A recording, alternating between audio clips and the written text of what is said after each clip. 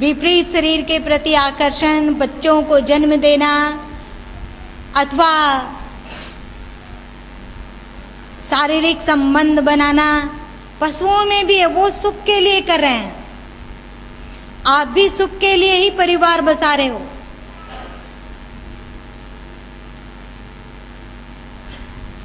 कोई पूछते हैं, अभी एक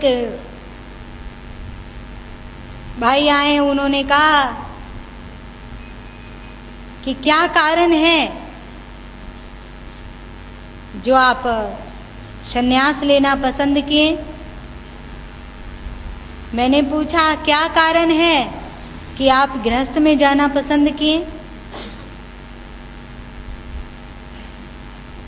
तो उन्होंने कहा इसमें कारण पूछने की क्या बात है, मैं सुख के लिए गृहस्थ आश्रम में आया हूं। तो मैंने कहा तो क्या आपको लगता है कि मैं बुद्धू या बेवकूफ हूं जो दुख के लिए संन्यास आश्रम में आया गया। आपकी बुद्धि उतने ही तक थी, आप ज्यादा नहीं सोच सके। जितना तक सभी जीव, सभी पशु पक्षी इत्यादि जितने तक सुख की खोज कर सके, उतने ही तक सुख की खोज आप कर सके और उसमें ही छपाका लगा के आप अपने आप को मिटा देना चाहें। लेकिन आप ये मत समझो कि हम यहाँ दुख उठाने के लिए आए हैं। प्रभु से भी जुड़ा जाता है तो सुख के लिए ही जुड़ा जाता है। कल्याण, दुख की निवृत्ति के लिए ही कल्याण की ओर बढ़ा जाता है। एक गृहस्थ, एक अज्ञानी व्यक्ति, एक संसारी व्यक्ति सुख सुख सुख सुख सुख सुख सुख करता है, परंतु दुख की निवृत्ति नहीं कर पाता है। कितना भी सुख मिल जाए फिर भी दुख लगा रहता है। कोई दुख ना हो तो जीने और मरने का तो दुख लगा हुआ है ना। सब कुछ हो आपके पास, परिवार हो, पुत्र हो, अनुकूल पति हो, अनुकूल पत्नी हो, अनुकूल बच्चे हो, सब कुछ भी हो, लेकिन रोग का दुख, बुढ़ापा का दुख, मृत्यु का दुख तो लगा हुआ है ना।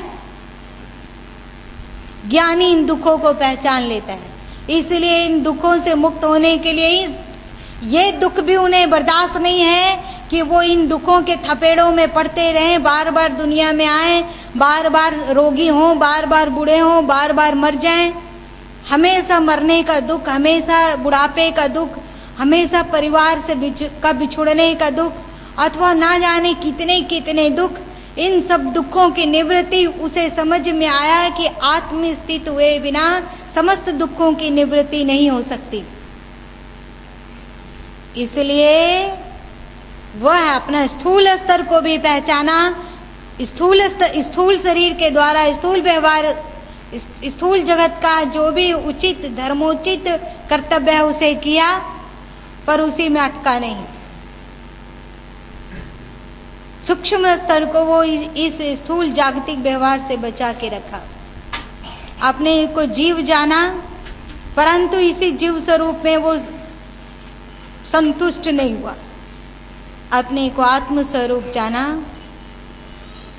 और चिल्ला उठा, अहं आत्मा गूढ़ा के सर्वभूतावस्थिता, अहम ब्रह्मस्मि, अल्लाहक अल्लाहक, मैं वही हूं, मैं वही हूं। इस दिव्य ज्ञान को आप भी प्राप्त कर सकते हो। भगवान यह बताने के लिए धरती पर आते हैं। प्राप्त की प्राप्ति और अप्राप्त की निवृत्ति। जो प्राप्त है उसको प्राप्त करवा देते हैं, और जो प्राप्त है ही नहीं परंतु प्राप्त जैसा लगता है उसे विरक्ति करवा देते हैं, और कुछ नहीं करते हैं। जैसे देखो, तुम सोए हुए हो, सुरक्षित हो, पलंग में लेटे हुए हो, आराम से, प्राप्त है, पलंग प्राप्त है, पंखा ऊपर चल रहा है, पंखा प्राप्त है, माहौल बिल्कुल सुरक्षा का है, कोई वहां खतरा नहीं है, सुख से तुम लेटे हुए हो, ये प्राप्त है। और अब जब सो गए तो स्वप्न देखने लग गए। तो स्वप्न देखे कि एक सांप, एक काला भयानक सांप, कोबरा नाग गेहुमना सांप फड़फड़ाता हुआ फन उठाकर तुम्हें काटने के लिए दौड़ रहा है और तुम दुख से व्याकुल हुए जा रहे हो। सांप अप्राप्त है परंतु स्वप्न में प्राप्त जैसा लग रहा है। ऐसा लग रहा है कि कोई तुम्हारा गला दबोचे जा रहा है, गला टीपा जा रहा है और तुम बचने के लिए छटपटा रहे हो।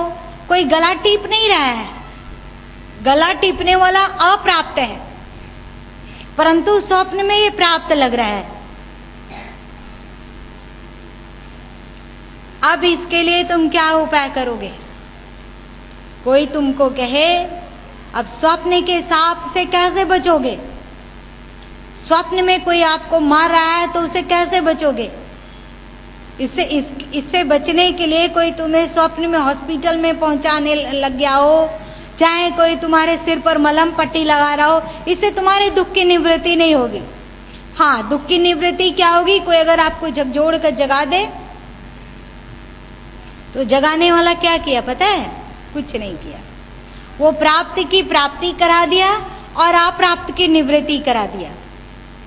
जो आराम था, जो पलंग प्राप्त था, जो पंखे प्राप्त थे, जो सुख प्राप्त था, आंख खुली तो हमें लगा रही सांप तो नहीं है। सांप पहले भी नहीं था परंतु लग रहा था कि सांप है, इसलिए हम थथर कप रहे थे। लग रहा था कि सांप हमें दौड़ा रहा है। पहले भी सांप नहीं था पर लग रहा था कि सांप है। उसे किसी ने जगा दिया तो जो सांप नहीं था उसका बोध हो गया कि ये सांप नहीं है, और जो सुख प्राप्त था उसका बोध हो गया कि अब ये सुख प्राप्त है, हम बिल्कुल सुरक्षित हैं। वैसे ही संत अवतारी सत्ता ये बतलाते हैं कि बेटे तू चाहे गृहस्थ आश्रम में है चाहे विरक्त आश्रम में है, कहीं भी है, तू हिम्मत मत हार, तू दुख मत उठा, तू दुखी ना हो, व्यथित ना हो, तू जान ले क्या प्राप्त है और क्या अप्राप्त है। पहले देखो क्या प्राप्त है और क्या अप्राप्त है। प्राप्त है तुम्हें भगवान, भगवान से तुम बिछुड़ नहीं सकते, परंतु लगता है कि वे अप्राप्त हैं। और अप्राप्त है ये शरीर और संसार, परंतु लगता है कि ये प्राप्त है। सब स्वप्न देख रहे हैं, अज्ञान में बढ़ाए जा रहे हैं हम लोग। अज्ञान में जैसे कोई सोया हुआ तो भूत भूत चिल्लाता है ना, और जब जगा दो तो उसको देख रहे थे कि हम स्मशान में हैं और भूत पीछा कर रहा है, और यहाँ तो ना स्मशान है ना भूत है। वैसे ही हम लोगों को भ्रम है कि ये मेरा बच्चा है, ये मेरा परिवार है, ये मेरा शरीर है, ये शरीर मैं हूँ। बकवास।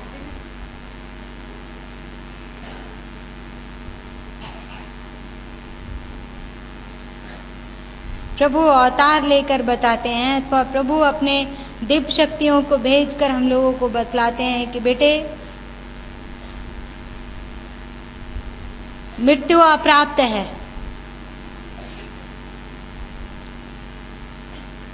काल का बाप भी हम लोगों को नहीं मार सकता है, पर भगवान का बाप भी शरीर को नहीं बचा सकता है। दोनों बात।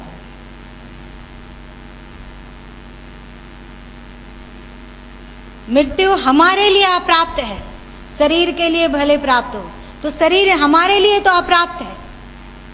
कितने दिन का संबंध है इस शरीर से? मृत्यु अप्राप्त है, फिर भी मृत्यु का भय है। मृत्यु से हम मिट जाएंगे, मृत्यु से हम मिट जाएंगे, मृत्यु से हम नष्ट हो जाएंगे, मृत्यु से हम खो जाएंगे।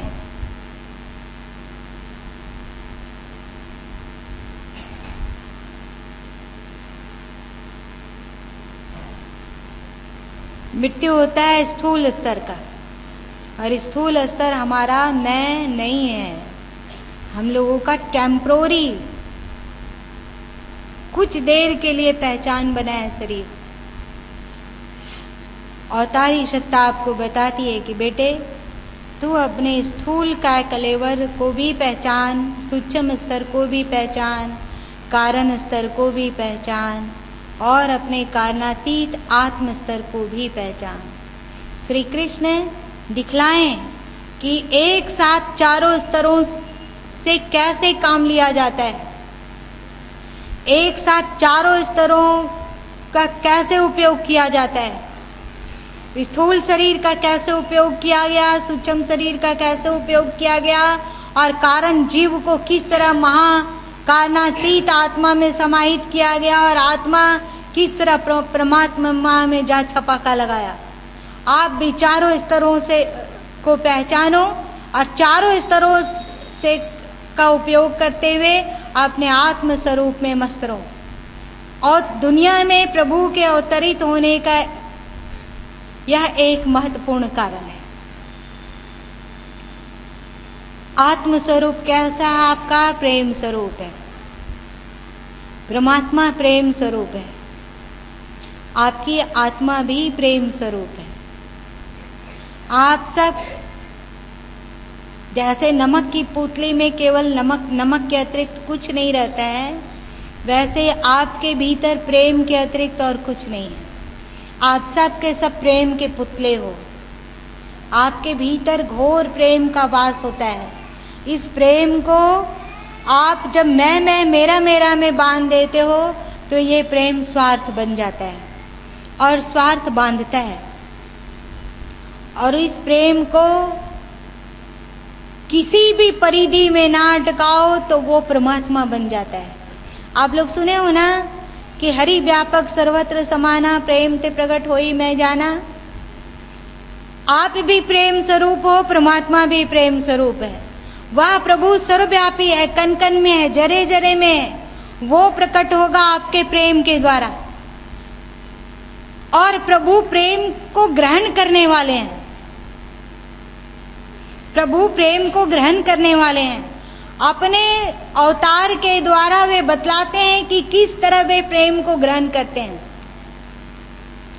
जैसे दूर में लोहा रखा हुआ हो और चुंबक दूर में हो तो चुंबक लोहे को खींच लेता है, परंतु लकड़ी को नहीं खींचता। दूर में लोहा भी रखा हुआ हो और चुंबक भी रखा हुआ हो तो लोहा को चुंबक खींच लेगा, पर लकड़ी को नहीं खींचता। वैसे ही प्रभु ने आकर हम लोगों को बतलाया, प्रभु दुनिया में अवतरित होकर हम लोगों को बतलाएं कि वे किसको खींचते हैं अपनी ओर। आप दो तरह से बन सकते हो। प्रभु को अगर चुंबक मानो तो तुम लकड़ी बन सकते हो अथवा लोहा बन सकते हो। लोहा बनोगे तो प्रभु अपनी ओर खींच लेंगे। तुम ना भी जाना चाहो प्रभु की ओर तो भी वे खींच कर अपने सीने से चिपका लेंगे, अपने भीतर एकमेक करके समा लेंगे। और लकड़ी बन जाओ तो तुम चुंबक से चिपका भी देना चाहो लकड़ी को तो चुंबक को कोई लेना देना नहीं, लकड़ी पड़ी रह जाएगी। लकड़ी कौन, लोहा कौन? जिसके भीतर प्रेम का विकास हुआ वो लोहा है। और जो स्वार्थी है, जो प्रेम को किसी दायरा में बांध दिया, वो लकड़ी है। एक दिन मैं कह रही थी कि अगर व्यक्ति ना भी भगवान को माने, ना भी किसी धर्म को माने, केवल इतना सोच ले कि बस हमें प्रेम करना है। सभी जीव जंतु से, कीड़े मकोड़े से, दीवाल ईंट पत्थर से, मनुष्य से, दुश्मन से, मित्र से, निंदक से, प्रशंसक से, कोई भी हो, कुछ भी है, सबके प्रति हमें प्रेम लुटाना है। आपका प्रेम शर्त से है।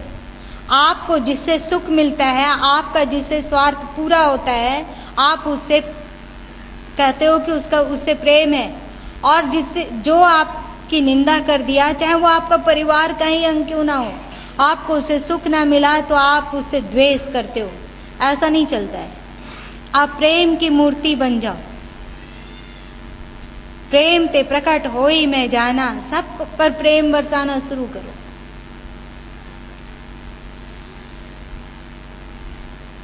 दुश्मन मित्र सब जो भी है, सब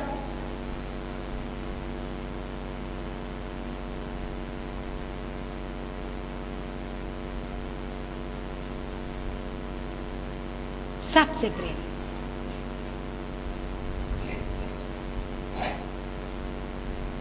और इसकी शुरुआत घर से भी हो सकती है।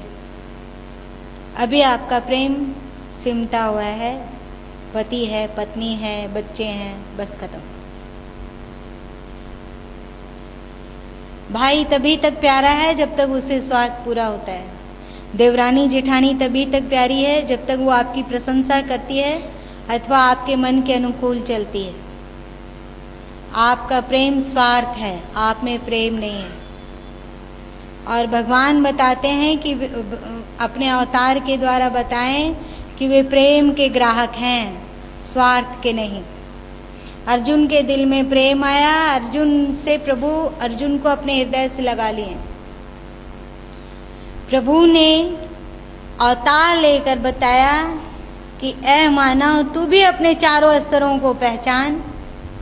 अब मत कहना फिर से कि हम गृहस्थ आश्रम में हैं, आप इतनी ऊंची बात करें, हम उतना तक कैसे पहुंचेंगे, ये मत कहना। कृष्ण ने गृहस्थ जीवन स्वीकार करके बताया, दिखला दिया कि गृहस्थ आश्रम में रहते हुए भी प्रेम परिपूर्ण हुआ जा सकता है।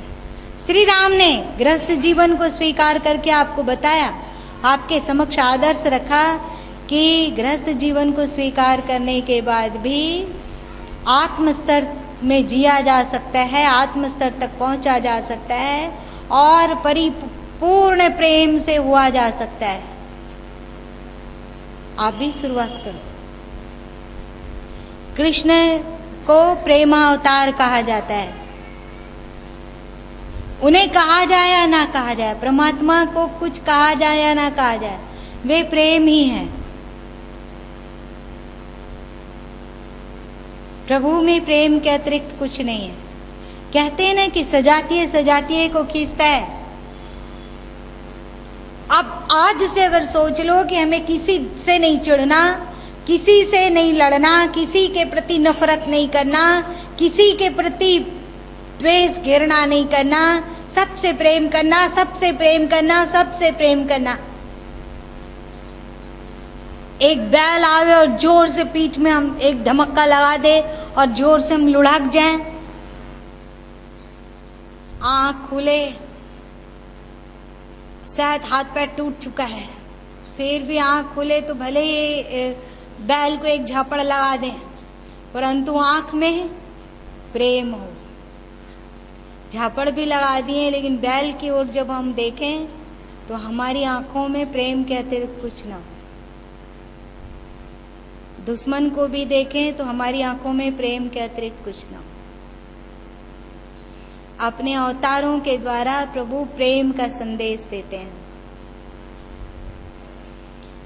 और चाहते हैं, हम सबको दुनिया में भेजा गया कि हम सब उनके संदेश को जाने। और हम लोग का भारत में जन्म हुआ और सनातन धर्म में जन्म हुआ। रिजेक्ट माल पहले से ही दूसरे देश में जन्म ले चुके हैं। हम लोग रिजेक्ट माल नहीं है। अब आप लोग जानते हो ना, फाइनल में हम लोग पहुंचे हुए हैं, लेकिन फाइनल में पहुंचने वाले तो 10-20 हजार 2000 बहुत हो सकते हैं। हम लोग फाइनल में पहुंचे हुए हैं, अब बस थोड़ा सा जोर लगाना है। प्रभु ने हम लोगों को एक्सेप्ट किया है,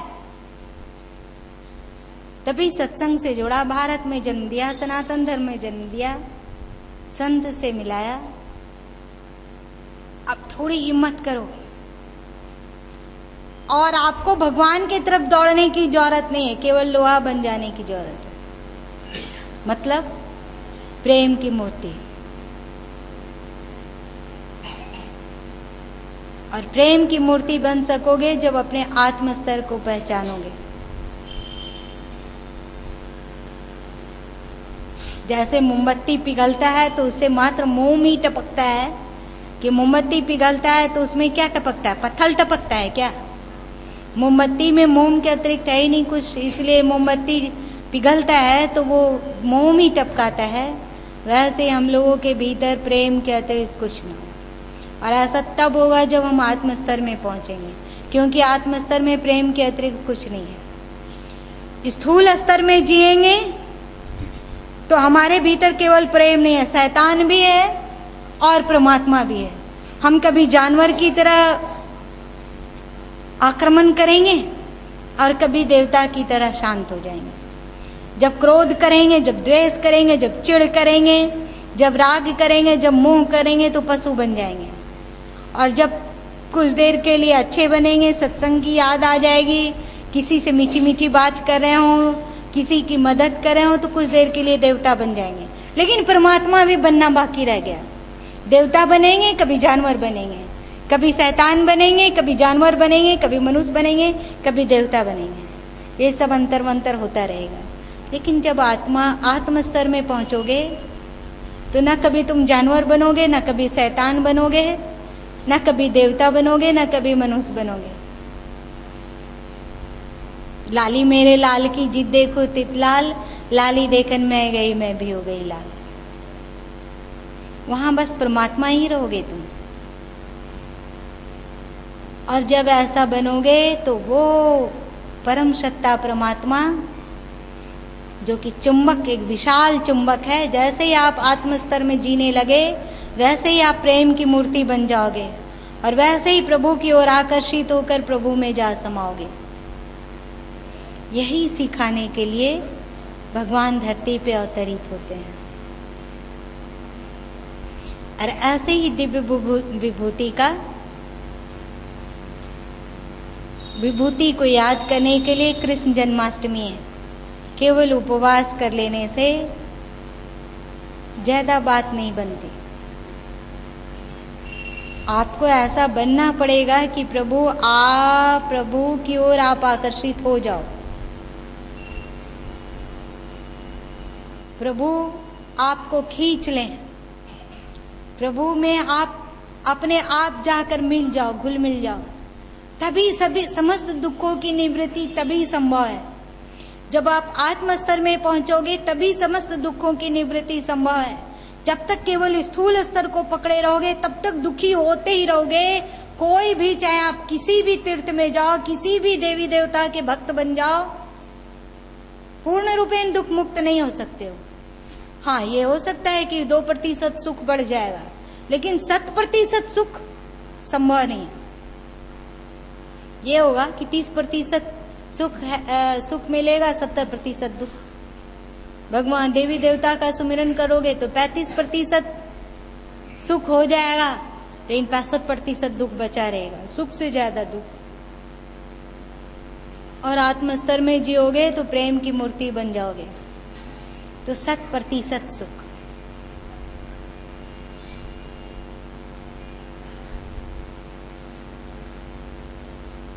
यही बताया गया। इसीलिए प्रभु आते हैं धरती पर और हम लोग प्रभु से प्यार करते हैं। हम लोग उनके जन्माष्टमी हो या उनके रामनवमी हो या इसी तरह की बातों को मनाते हैं, बहुत अच्छा करते हैं। साथ साथ में उनके संदेश को भी जाने और उनके संदेश को पहचान कर हम भी उनके इशारे के अनुरूप जिएं और उसमें जाकर समा जाएं और हम लोग भी कह सकें कि लाली देखन मैं गई मैं भी हो गई लाल। तभी प्रभु का अवतार लेना सार्थक होगा और तभी प्रभु का स्मरण में उन त्यौहार मनाना सार्थक होगा। आज इतना ही।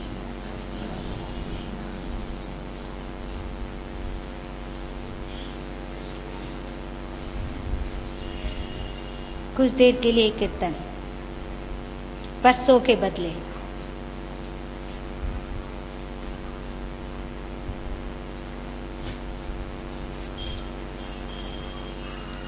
हरे नारायण हरे नारायण